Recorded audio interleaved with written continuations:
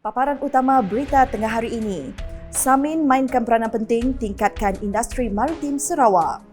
Kajian dan laporan mengenai pesawat ARJ21700 akan diteliti pakar. 80 penduduk sertai kursus anjuran Sarawak Skill Sri Aman.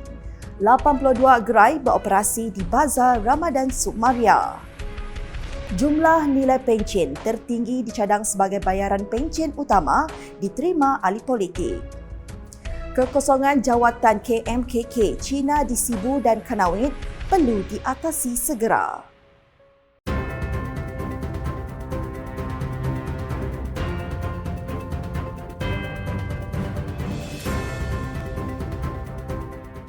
Salam sejahtera dan salam Sarawak Maju Makmur bersama dengan saya Maria Suji. Persatuan Industri Marin Sarawak, Samin, memainkan peranan penting dalam meningkatkan industri maritim di negeri ini melalui bidang pembinaan dan pembaikan kapal SBSR. Timbalan Premier Sarawak Dato' Amar Wang Tengah Ali Hassan berkata, Samin memegang kunci kepada pembangunan maritim Sarawak yang memfokuskan pertumbuhan sosio-ekonomi yang berkisar dengan industri penting ini. Ujar beliau, usaha, semangat dan komitmen yang ditunjukkan oleh Samin telah meletakkan Sarawak di atas peta SBSR dunia sekaligus menonjolkan lagi sokongan kerajaan Sarawak yang menggalakkan infrastruktur yang baik dan modal insan yang bijak, berpengalaman dan berkebolehan dalam sektor SBSR. Beliau berkata demikian dalam satu kenyataan media yang dikeluarkan pada Rabu.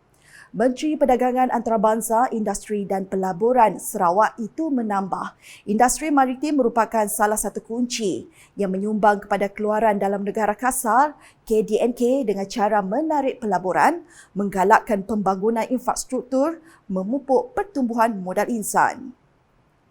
Katanya lagi perkara ini amat penting dalam menggalakkan lagi pertumbuhan bidang berkemahiran tinggi dan menggalakkan penggunaan teknologi tinggi termasuk dalam industri 4.0. Ketibaan pesawat ARJ21700 di lapangan terbang antarabangsa Kuching LTAK pada petang Rabu telah menarik minat kerajaan Sarawak untuk mendapatkannya pada masa hadapan. Menteri Pengangkutan Sarawak Datuk Seri Lim Kin Chin berkata, kajian serta laporan mengenai pesawat tersebut akan diteliti dan dikaji oleh pakar memandangkan ia sesuai dengan matlamat Sarawak untuk mengadakan penerbangan ke seluruh rantau ini. The thing is that it will be more convenient for the people to travel, especially for business travellers, for our local travellers, and even for tourists. So, this is, I think that's what makes it the more economical, flexible.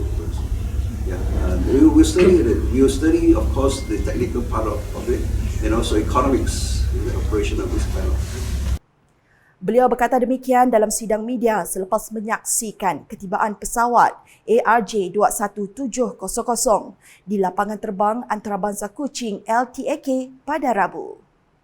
Untuk maklumat, pesawat ARJ21700 daripada Perbadanan Pesawat Komersial China, COMAC, dapat memuatkan 78 hingga 97 orang penumpang dalam satu penerbangan.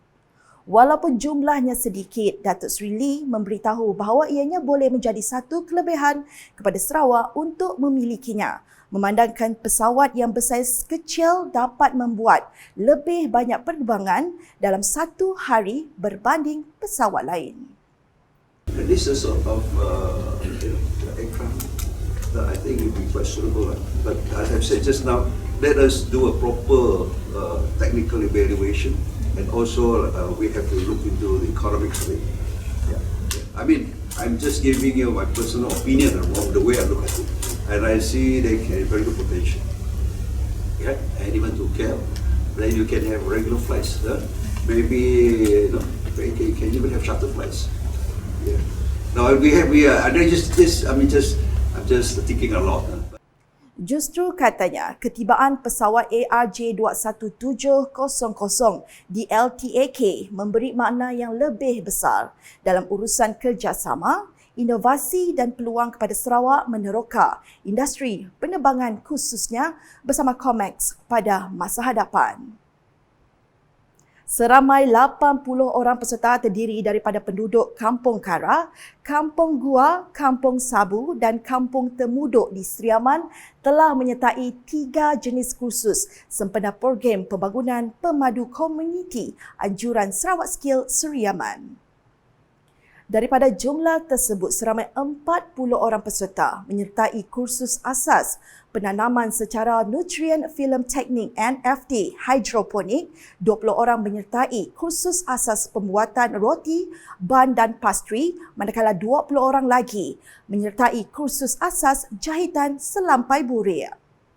Menteri Pendidikan, Inovasi dan Pembangunan Bakat Sarawak MEITD, Datuk Seri Roland Sagah Wiin berkata, kursus jangka pendek di bawah geran kementeriannya itu memberi peluang latihan kemahiran dalam pelbagai bidang kepada komuniti di kawasan yang terpilih selama 2 hari bermula Selasa. Menurutnya, pendedahan kepada bidang-bidang kemahiran dalam kalangan masyarakat amatlah digalakkan bagi melahirkan modal insan yang berkebolehan dan berdaya saing. Beliau berkata demikian ketika berucap menyempurnakan Majlis Perasmian Pembukaan Sarawak Skill Seriaman dan Majlis Penutupan Program Pembangunan Pemadu Komuniti di Simanggang, Seriaman pada Rabu. Terdahulu, Timbalan Menteri Pendidikan, Inovasi dan Pembangunan Bakat Sarawak merangkap Ahli Dewan Undangan Negeri Adun Simanggang, Datuk Francis Harden Hollis, memberitahu masyarakat di sini amat mengalu-alukan kewujudan pusat latihan kemahiran seperti Sarawak Skills dalam membantu meningkatkan tahap kemahiran serta memberi peluang kepada belia atau lepasan sekolah untuk melanjutkan pelajaran mereka ke tahap yang lebih tinggi. Jelas beliau dengan adanya cawangan baharu ini, ia bukan sahaja memberi platform kepada komuniti setempat untuk meningkatkan tahap pendidikan dan kemahiran, malah membantu mereka dari segi mengurangkan kos pengangkutan dan sara hidup apabila mengikuti program-program yang ditawarkan oleh Sarawak Skill. Sebanyak 82 gerai beroperasi di Bazar Ramadan Sukma Ria dan sudah memulakan perniagaan mereka pada hari pertama bulan Ramadan tahun ini. Bazar Ramadan Sukma Ria itu telah dirasmikan oleh Timbalan Menteri Utiliti dan Telekomunikasi Sarawak Datuk Dr. Abdul Rahman Junaidi bersama dengan Timbalan Menteri di Jabatan Premier Sarawak Undang-Undang MA63 dan Hubungan Negeri Persekutuan Datuk Sharifah Hasidah Said Ahmad Ghazali pada Rabu. Sementara itu, Datuk Bandar Kuching Utara Hilmi Othman berkata pada tahun ini terdapat 3 bazar di bawah kelolaan DBKU iaitu di Satok, Semarak dan Sukma serta 9 lokasi yang dikelola bersama pihak swasta. Kita ada 3 tempat yang dikelolakan oleh DBKU iaitu di Satok, di Semarak dan di Sukma. Ini merupakan anjuran DBKU dan seterusnya kita ada berkolaborasi dengan pihak-pihak swasta. Maka dengan itu kita ada memberi ruang sebanyak 739 ruang stall untuk dijayakan bersama dengan beberapa pihak swasta. Satu daripadanya ialah di Medan Niaga Satok dan kedua ialah Pasar Malam Metro City, Majumah Mall di Jalan P. Ramlee, Tapak Persatuan Penjajah Masa Malam Bandar Baru Semeriang dan juga di Maidin Vista Tungku di Jalan Demak dan juga di pekarangan tempat letak kereta Masjid Al-Hashim, Kampung Muda Hashim dan seterusnya adalah Maidin Bandar Baru Semeriang. Dan yang kedua, yang seterusnya ialah di pekarangan tempat letak kereta Masjid Ehwanul Islam, Taman Sukma dan yang terakhir ialah di Meditel Hospital Umum Sarawak. Beliau berkata demikian ketika ditemui media selepas bersama merasmikan Bazar Ramadan Sukma Ria di sini pada Rabu. Selain itu, tambahnya DBKU juga telah menyediakan ruang untuk Bazar Aidilfitri bagi memudahkan orang ramai membeli keperluan sambutan Hari Raya Aidilfitri di 2 lokasi.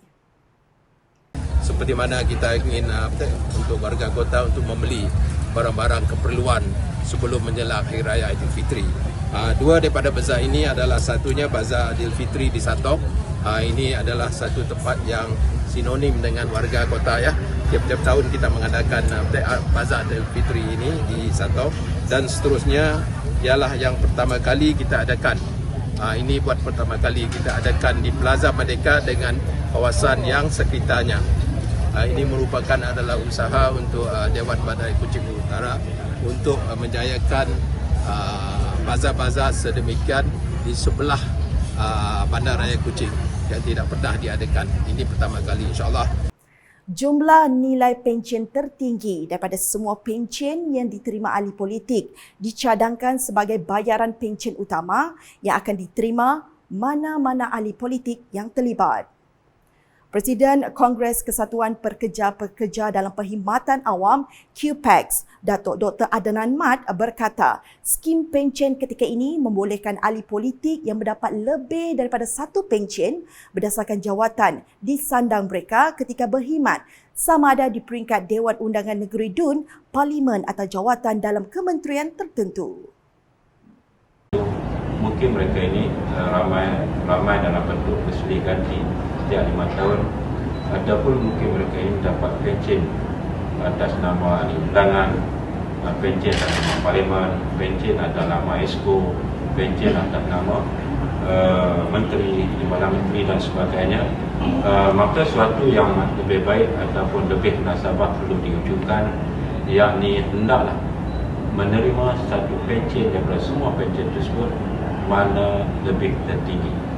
Maka dengan ini adalah munasabah untuk kerajaan melaksanakannya. Maka perkataan membebankan kewangan negara itu adalah ada sedikit kelegaan apabila juga pertimbangan dalam bentuk menerima pencen yang tertinggi, satu pencen yang tertinggi daripada mana-mana pencen yang mereka dapat. Alright. Beliau berkata demikian dalam majlis penjumpaan bersama QPEX dan kaki tangan Universiti Malaysia Sarawak UNIMAS di Arena Gemilang Data Putra UNIMAS pada Rabu.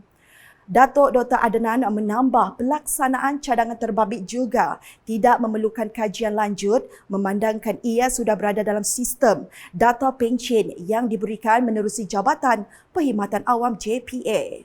Jelasnya, QPEX secara dasarnya telah bersetuju dengan pelaksanaan cadangan terbabit dan turut menyarankan kerajaan untuk mendapatkan pandangan serta cadangan daripada 3 agensi yang menjaga kebajikan pekerja, iaitu Kumpulan Wang Amanah Persaraan KWAP, Kumpulan Wang Simpanan Pekerja KWSP dan Pertubuhan Keselamatan Sosial Pekerjaan Perkeso. Yang kita nak siri engagement. Semua skim, semua orang dalam semua kumpulan, baik dalam kumpulan 11, grade 19, peringkat yang pangkat, grade 41, PMP dan sebagainya, hendaklah diberi peluang dalam bentuk engagement menyampaikan pandangan mereka. Yang ini kita telah urus dalam bentuk 16 forum bersama Jabatan Perkhidmatan Awam dengan menjemput semua klasifikasi skim perkhidmatan ini, semua jenis skim perkhidmatan yang wujud, untuk berada di Jabatan Perkhidmatan Awam dan memberi pandangan mereka dalam skim mereka sendiri. Sebab mereka yang lebih faham skim mereka, mereka lebih tahu bagaimana penambahbaikan yang mereka nak buat. Jadi maknanya semua engagement ini telah pun dibuat oleh QPEX dengan Jabatan Perkhidmatan Awam. Kekosongan jawatan Ketua Masyarakat dan Ketua Kaum KMKK di China, di Sibu dan Kanawin perlu diatasi dengan kadar segera susulan peningkatan bilangan penduduk dan kawasan perumahan di 2 kawasan tersebut. Pemimpin masyarakat Cina Temenggung, Datuk Vincent Lau Ling Ming berkata, pihaknya masih belum menerima maklum balas untuk pelantikan semula KMKK selain isu KMKK Cina yang belum menerima surat pelantikan. However, there are still many Chinese KMKK vacancies in Cebu and Kanawin to be filled. We have not received any response of the submitted appeal for the appointment for quite a number of KMKK whose term of service expired end of last year and some few years ago. There are also a few appointed Chinese KMKK who have not received the appointment letter. Beliau berkata demikian semasa Mesyuarat Agung Persatuan Ketua Kaum Cina bahagian Sibu dan Majlis Makan Malam di Sibu pada Isnin. Tambahnya, pemimpin masyarakat memainkan peranan penting sebagai jambatan antara rakyat dan kerajaan menghubungkan keperluan masyarakat dengan dasar serta program kerajaan. Sekian edisi Tengah Hari bersama dengan saya Maresuji. Berita lebih lanjut boleh didapati semua platform media sosial UKAS termasuk portal ukas.sarawak.gov.my dan UKAS channel di YouTube. Sebelum mengakhiri Buletin UKAS, saksikan visi Premier Sarawak 2030, Revenue Re-engineering, DBOS and Development Funding. #Saluran Informasi Rakyat, Salam UKAS. Visi Premier 2030, Revenue Re-engineering, DBOS and Development Funding.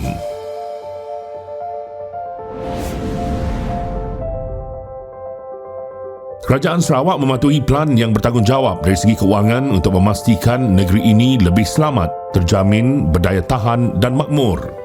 Di bawah plan ini, sebahagian besar peruntukan telah ditetapkan untuk pembangunan infrastruktur seperti jalan raya dan jambatan, pelabuhan dan infrastruktur sungai, khususnya di luar bandar, untuk program transformasi luar bandar, projek rakyat dan untuk program grid bekalan air Sarawak untuk kawasan yang mempunyai tekanan rendah di luar bandar. Penubuhan Bank Pembangunan Sarawak DBOS pada 3 November 2017 untuk menyediakan dana alternatif kepada pembangunan menggunakan model keuangan yang baru. DBOS ditubuhkan sebagai model pembiayaan alternatif baharu bagi Kerajaan Sarawak untuk membiayai projek-projek pembangunan. Ini termasuk segmen-segmen seperti ekonomi digital, pengangkutan awam bandar, tenaga boleh diperbaharui, minyak dan gas asli, pertanian moden dan infrastruktur.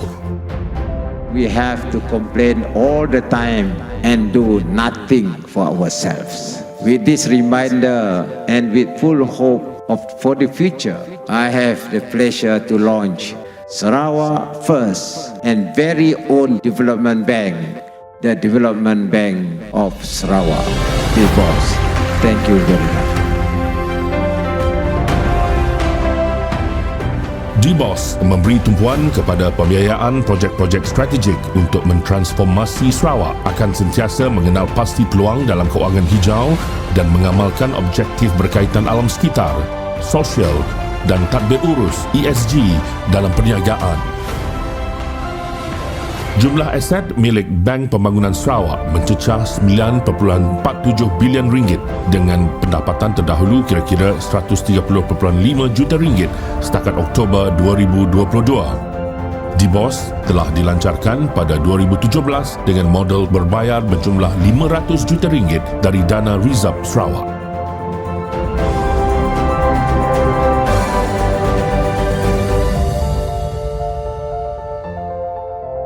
Visi Premier Sarawak Maju 2030.